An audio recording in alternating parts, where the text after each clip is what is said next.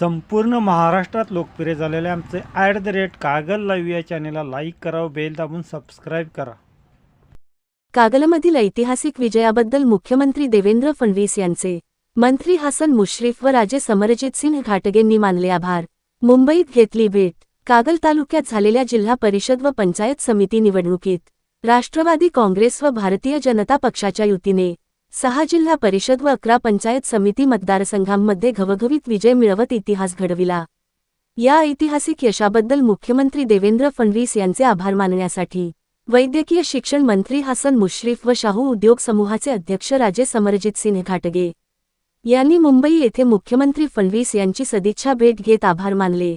या भेटीत मुख्यमंत्री फडणवीस यांनी दोघांचेही अभिनंदन करत कागल तालुक्यात युतीने मिळविलेल्या यशाचे विशेष कौतुक केले.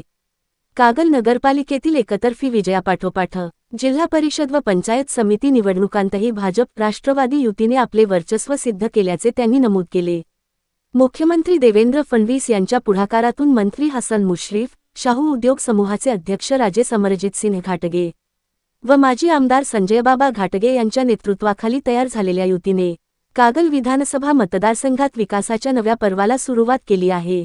संघर्षाऐवजी समन्वय व समझोत्यातून जनतेच्या हितासाठी काम करण्याचा निर्धार यावेळी व्यक्त करण्यात आला.